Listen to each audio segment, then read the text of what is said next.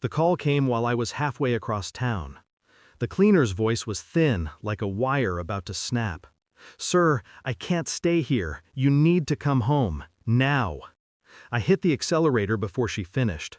When I reached the house, she was crouched on the lawn, tears streaking through her makeup, staring at the master bedroom window as if it were a loaded gun. "I was just dusting the top shelf," she stammered, pointing at the closet. Inside, the bedroom smelled of lavender and cold air. I opened the door. Top shelf, black box, taped shut, no label. My hands knew the weight before my eyes knew the contents. I peeled it open, and something about my life, everything I thought I knew, shifted, soundless, like a knife sliding under skin. Photographs, dozens of them. My wife, Naomi, smiling in hotels I'd never seen. Arms draped around a man I'd never met. Our daughter in some shots, smaller, younger, holding the man's hand like he was family.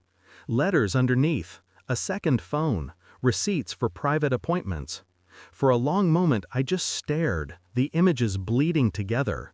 My heartbeat slowed, then steadied.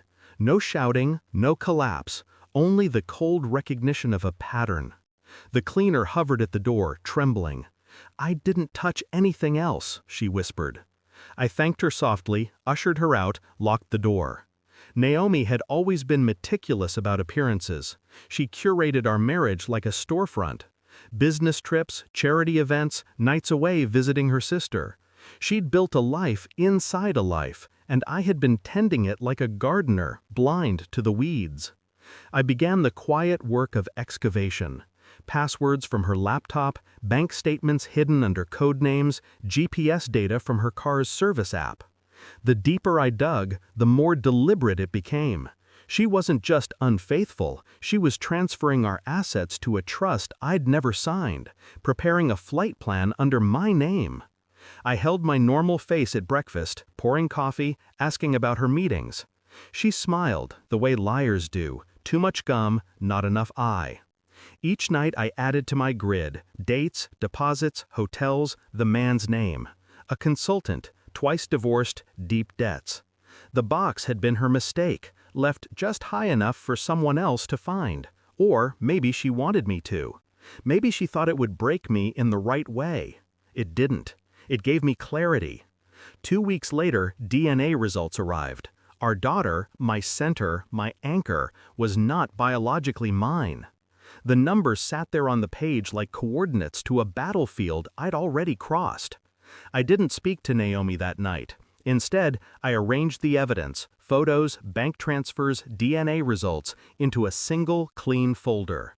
I placed it on the kitchen island like a meal waiting to be eaten. When she walked in from her conference, I slid the folder toward her. She opened it, eyes darting, a tremor at her lip, the slightest hitch of breath. "Where did you—" she started. I stayed silent. She looked at the DNA report, then at me, her face drained. She tried to smile. "It's not what you think." It was exactly what I thought. I reached for my phone. A live video feed appeared. Our daughter asleep in a guest room at my sister's house, safe. Documents already filed for full custody under Naomi's own signature, obtained weeks earlier when she was too distracted to notice. "I knew before the box," I said softly. She blinked, lips trembling. What?" "I just needed you to confirm it yourself." Her knees gave out. She sat on the tile, one hand gripping the counter, nails scraping against stone. I placed the man's financial records beside her, debts erased, payments traced.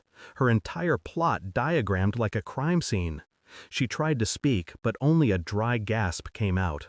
I stayed standing, silent, cold, watching the architecture of her plan collapse under its own weight. Morning broke gray over the kitchen windows. Naomi sat where I'd left her, eyes open but unfocused. She knew everything was gone, accounts frozen, flights canceled, custody secured. Her secret child safe with the man she'd chosen over me. I poured myself coffee, the smell grounding me. Years of discipline had funneled into this single point, not a gunshot, not a shout, but a severing. I walked past her to the front door. Outside, the cleaner's car was gone. The lawn glittered with dew. Inside, Naomi finally spoke, a whisper that cracked mid-word. "You planned this?" I didn't answer. My hand lingered on the doorknob. I felt lighter than I had in years. Not free, just precise. No pity, no tears, only clarity. As I stepped out into the cold air, I thought of the box on the shelf. How it had waited for me like a fuse, and how, when it finally burned down, I hadn't exploded.